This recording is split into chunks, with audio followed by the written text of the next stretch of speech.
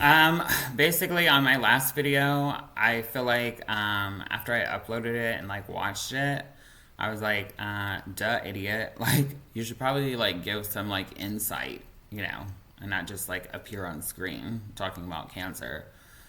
So basically, I am a recovering addict. I have been sober. My sobriety date is October 27th of 2021. So I'm almost 4 years clean. Um, Sobriety, thank God I have it because without sobriety, I sure as heck wouldn't be able to have a cancer journey. I mean, I would essentially just be on the street or whatever and would have disregarded having cancer or went to go get testing, period. So, since I've been sober, I, in my first year, my father passed away, and that was hard. But I went into working with in treatment because I wanted to help out other addicts, and so I did that. And for a few years, I was working in addiction recovery.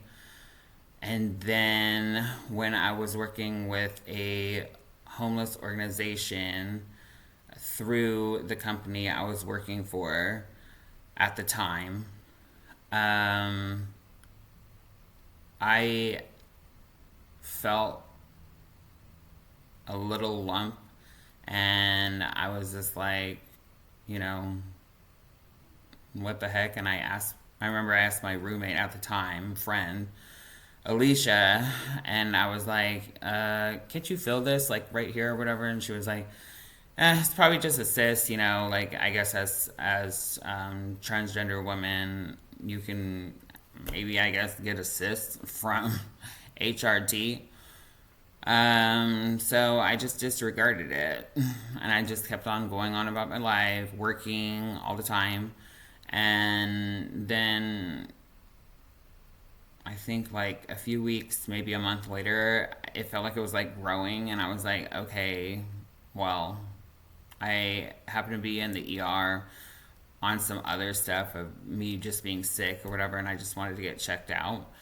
And, they saw something forming, but they didn't know, and they had to do further testing. So basically, I did further testing, the whole spiel, mammogram, ultrasound, then it was a needle biopsy, and then from the needle biopsy, then I had to wait, tick tock, waiting. And then, yeah, they pretty much said, we are going to have you have an oncologist. And I went to meet my oncologist for the first time. And that's whenever she said, we're basically going to be best friends because your treatment's going to start. And I was like, ugh, because already had cancer when I was 21. I was diagnosed with cancer, and it was a different type of cancer. It was a huge tumor that I found out I had when I was in the ER before. And so I had to do a year of crazy chemo, and then I had to get my chest split open from here to here.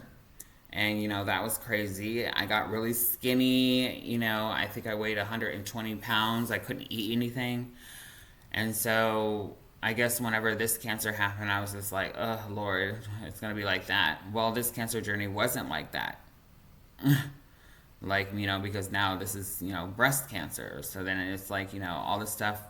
And so I guess the chemo wasn't really as, like, intensive as the other one was, except I still couldn't work because my oncologist was like, you can't work. And I'm like, really at all? Like, ooh, I don't really not, I don't like not working. I don't like, this is California, so a bee gotta work.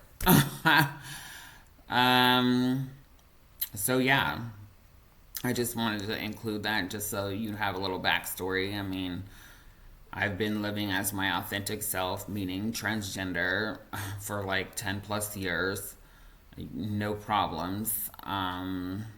Until, the breast cancer, then the mastectomy, and the mastectomy was horrible. Um, and Now I'm very nervous about going for this breast reconstruction. It's a 5 hour surgery.